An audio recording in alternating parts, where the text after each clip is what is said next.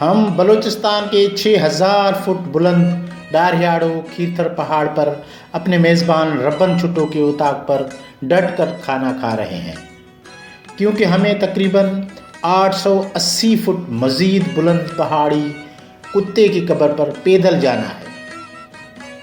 یہ کسی عام کتے کی قبر نہیں ہے، یہ ایک خاص کتا تھا جس کی ایک دلچسپ کہانی ہے۔ کھانا کھانے کے بعد ہم اپنے موٹر سائیکلوں پر مشکل راستوں پر روانہ ہوتے ہیں۔ تھوڑا فاصلہ چلنے کے بعد میرے دوست پروانہ میرا جی کو ایک مسخری سوجتی ہے۔ وہ ایک قدیم درخت پر چڑھ جاتے ہیں اور کہتے ہیں کہ جناب میں کتے کی قبر پر نہیں چلوں گا، مجھے ڈر ہے کہ اتنی اونچائی پر ہم پہنچ نہ سکیں اور پھر کتے کی قبر کے ساتھ 3 اور براہوئیوں کی قبریں بن جائیں۔ ہم پروانہ کو منتیں کر کے درخت سے نیچے اتارنے کی کوشش کرتے ہیں۔ ایک دفعہ پھر سفر کا آغاز ہوتا ہے اور اب ہم اس راستے پہ ہیں جو سیدھا کتے کی قبر پہ جاتا ہے۔ پروانہ میرا جی نے براہوئی ٹی وی کا ایک خوبصورت مونوگرام بنوایا ہے اور وہ یہ مونوگرام اس راستے پر لگانا چاہتے ہیں، جیسے اس تاریخی جگہ پر آنے والا ہر شخص براہوئی ٹی وی کے مونوگرام کو دیکھ سکے اور جان سکے کہ براہوئی ٹی وی کی ٹیم بھی واقعی کتے کی قبر پر آئی تھی۔ پروانہ میرا جی یہ مونوگرام راستے پر ایک درخت پر لگا رہے ہیں۔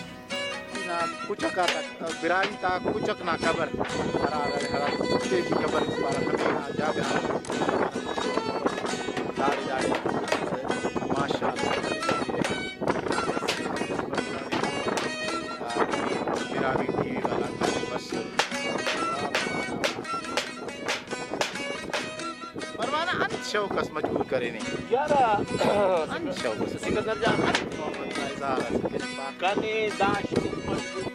میں ان سے پوچھتا ہوں کہ آخر کیوں آپ یہ مونوگرام یہاں لگا رہے ہیں؟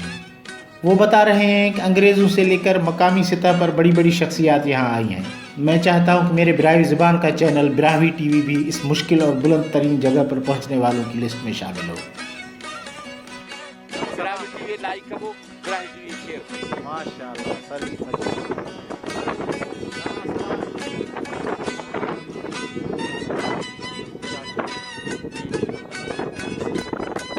براہوئی زبان زندہ باد، براہوئی ٹی وی زندہ باد، ماشاء اللہ۔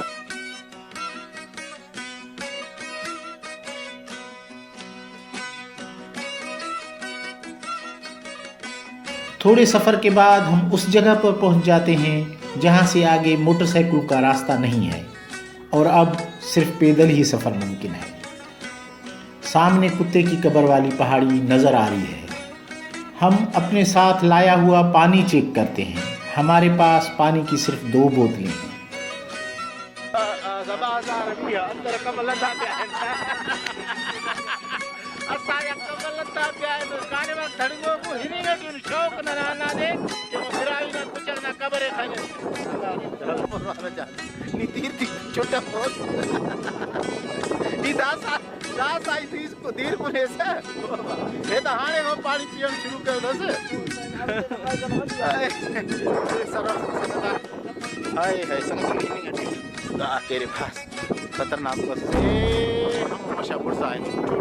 یہ ہے سامنے کتے کی قبر، لیکن اس طرف دیکھیں ایک خوبصورت نظارہ۔ ہمارے قریب ہی ایک خطرناک ڈھلوان ہے اور پھر نیچے خوبصورت وادی ہے۔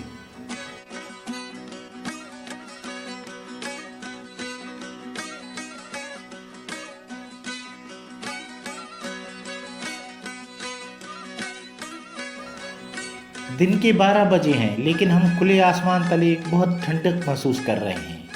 اس جولائی کے گرم مہینے میں بھی ہمیں یہاں سردی ہو رہی ہے۔ اتنے میں میرے موبائل کے سگنل کام کرنے لگتے ہیں۔ یہاں کوئی موبائل فون کا ٹاور نہیں ہے، لیکن یہ جگہ زیادہ بلند ہونے کی وجہ سے میرے موبائل کے سگنل کام کرنے لگے ہیں۔ ہم پھر سے اپنا پیدل سفر شروع کرتے ہیں۔ ہمارا گائیڈ ربن چٹو مجھے کہتا ہے کہ چلنے میں جلدی کریں ورنہ کافی دیر ہو جائے گی۔ میں انہیں بتاتا ہوں کہ میں دل کا مریض ہوں اور ڈاکٹر نے مجھے خاص طور پہ چڑھائی پر تیز چلنے سے منع کیا ہے۔ ابھی چڑھائی خطرناک حد تک سیدھی ہے، میں سیدھا چل نہیں سکتا۔ اس لیے جانوروں کی طرح چلنے کے لیے دونوں ہاتھوں اور پاؤں کا استعمال کرنا شروع کرتا ہوں۔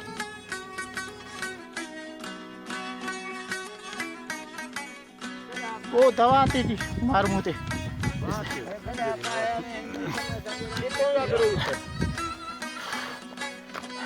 برائے بھی درویش استینا کچا کی دان شیف تکتا انت پاس آگا۔ مجھ سے آگے آگے چلنے والے نوجوان فیض میرا جی تھک کر بیٹھ گئے ہیں اور مجھے قریب آتے دیکھ کر براہوی زبان میں ایک گانا گانے لگے۔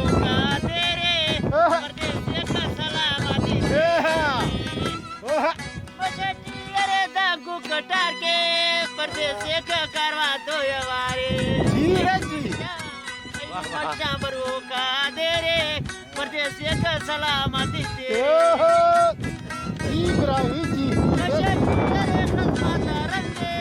پردیسی کنا ساہنا بندے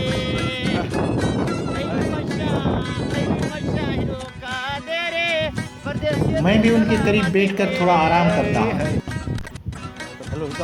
ہم پھر سے اپنا سفر شروع کرتے ہیں۔ ہل بابا ہل چکا جانی ہل ہل ہل ہے لیبو کنے کعوہ مشا داڑے کنے یخروشا آئے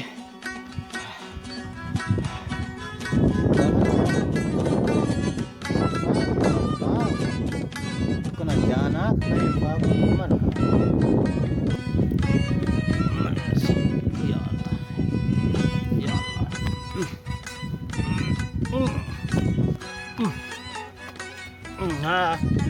دادا صدا سفر سے خنی رہتی ہے نا زو فارغ ہم بارے ماشی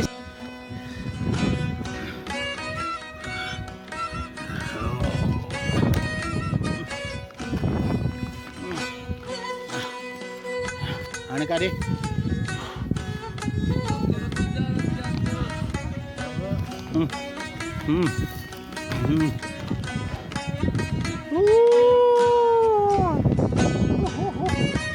سلنگ نہ کوشش اس کی نا لیکن سلنگ ہونا صرف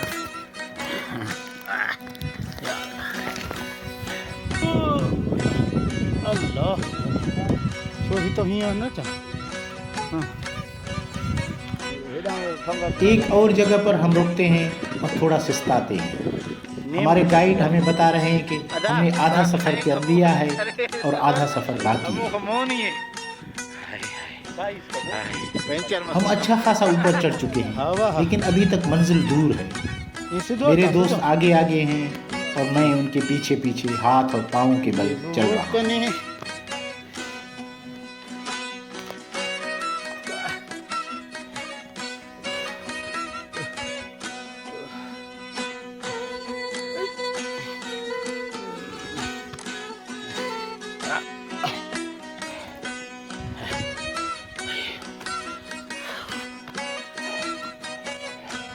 دیکھنے والی آنکھیں اور سننے والے کان، ہم آخرکار کتے کی قبر تک پہنچ چکے ہیں۔ ہم نے کتے کی قبر والی پہاڑی کی چوٹی سر کر لی ہے۔ براہوی زبان زندہ باد۔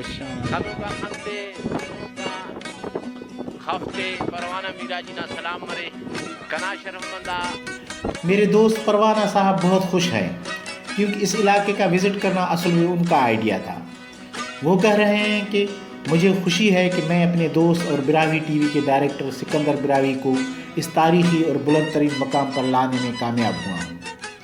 پروانہ کہہ رہے ہیں کہ یہ بڑی بدقسمتی ہے کہ بلوچستان کی حکومت اس خوبصورت اور سرد ترین علاقے کو سیاحت کے لیے ترقی نہیں دے رہی۔ اگر یہ علاقہ سیاحت کے لیے ڈیولپ ہوتا تو لوگ پاکستان کے کوہ مری اور شمالی علاقوں کی طرف سیر کرنے کے لیے جانے کو بھول جاتے۔ آج جولائی کی 9 تاریخ ہے اور دن کے 2 بج چکے ہیں، لیکن یہاں سرد ہوائیں چل رہی ہیں اور ہمیں باقاعدہ سردی محسوس ہو رہی ہے۔ تو جناب آپ لوگوں کو انتظار ہوگا کتے کی قبر دیکھنے کا۔ یہ ہے وہ تاریخی کتے کی قبر جو صدیوں سے یہاں موجود ہے۔ یہ قبر اتنی پرانی ہے کہ اب اس پہاڑی کا نام بھی کتے کی قبر پڑ چکا ہے۔ چھوٹے بڑے پتھروں سے بنی ہوئی یہ قبر خاصی بڑی ہے، عام انسان کی قبر سے بھی بڑی۔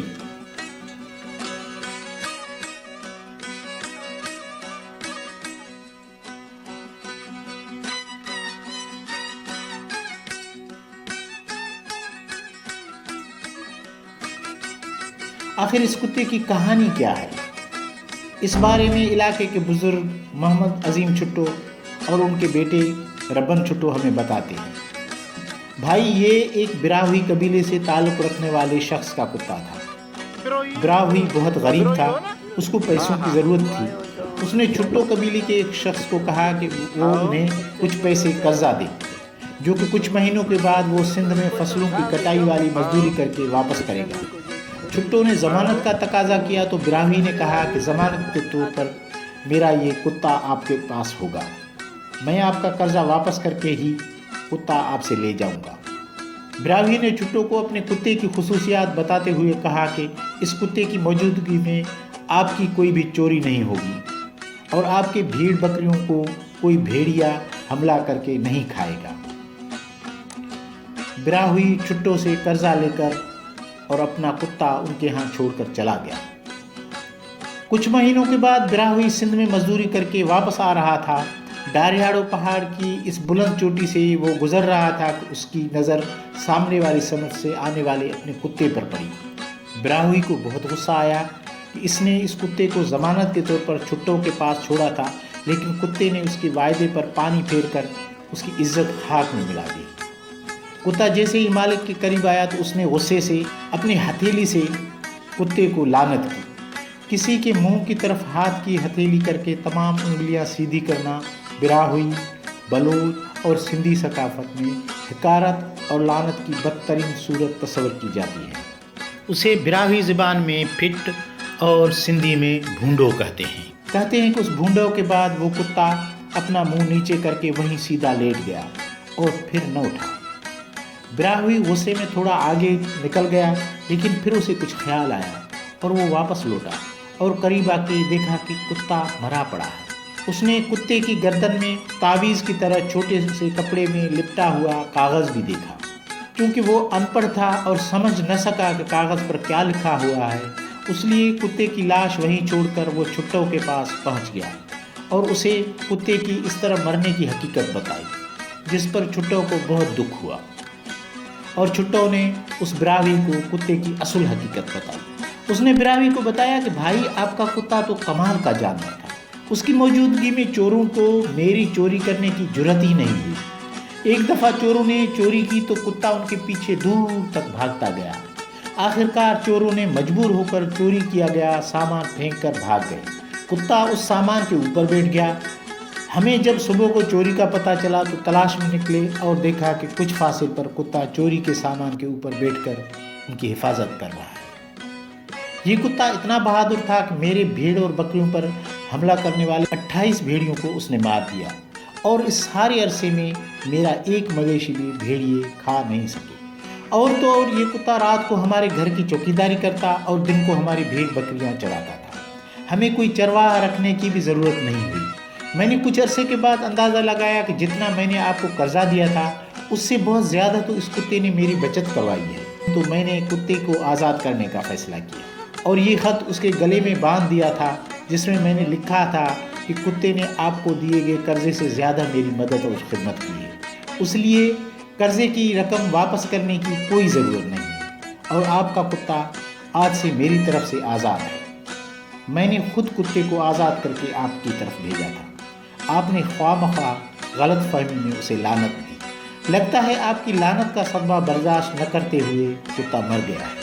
یہ سارا ماجرا سن کر کتے کے مالک کو بہت دکھ ہوا اور اس نے واپس آ کر اس کتے کو قبر کھود کر باقاعدہ دفن کرنے کا فیصلہ کیا۔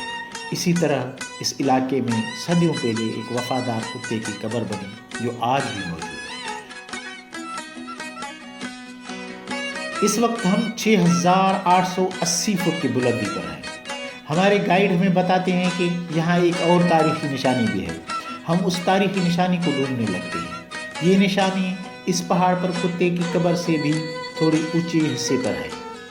آخر ہم اس جگہ پر پہنچ جاتے ہیں۔ سیمنٹ سے بنی ہوئی ایک گول جگہ ہے جس کا بیچ کا حصہ خالی ہے، جیسے کوئی سیمنٹ اور پتھروں سے بنا ہوا گڑھا ہو۔ ہمارے گائیڈ بتاتے ہیں کہ اصل میں انگریز سرکار کے کچھ افسر جب اس علاقے میں آئے اور یہاں رہنے لگے تو انہوں نے یہاں برطانیہ کا جھنڈا لگایا۔ بعد میں لوگوں نے یہ سمجھا کہ یہاں کوئی خزانہ چھپا ہوا ہے، اس لیے اس جگہ کو بیچ سے کھودا گیا، لیکن یہاں سے کچھ بھی نہیں نکلا۔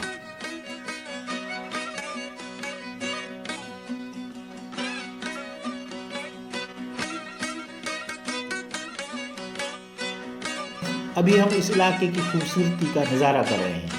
پروانہ میرا جی مجھے بتا رہے ہیں کہ علاقہ کتنا وسیع ہے اور کہاں سے سندھ صوبے کی حد شروع ہوتی ہے۔ ہمارے میزبان ربن چھٹو بھی ہمیں بتا رہے ہیں کہ یہ سارا علاقہ بلوچستان کا ہے اور سندھ کی سرحد یہاں سے کافی دور شمال کی طرف شروع ہوتی ہے۔ کتے کی قبر والی پہاڑی کے آس پاس نیچے خوبصورت پہاڑ اور وادیاں ہیں۔ ان وادیوں میں خوبصورت درخت اور جھاڑیاں نظر آ رہی ہیں۔ موسم بھی ٹھنڈا ہے، بادل چھائے ہوئے ہیں اور ایسے موسم میں ہم واپس جانے کا فیصلہ کرتے ہیں۔ واپسی کا سفر نسبتاً آسان ہے اور تقریباً 1 گھنٹے کی پیدل سفر کے بعد ہم وہاں پہنچ جاتے ہیں جہاں ہم نے اپنی موٹر سائیکلوں کو چھوڑ کر پیدل سفر شروع کیا تھا۔ ہم تھوڑا سا سستانے کے لیے ایک اونچی پہاڑی کے کونے پر بیٹھ جاتے ہیں اور ایک بار پھر میرے فون کی گھنٹی بجنے لگی۔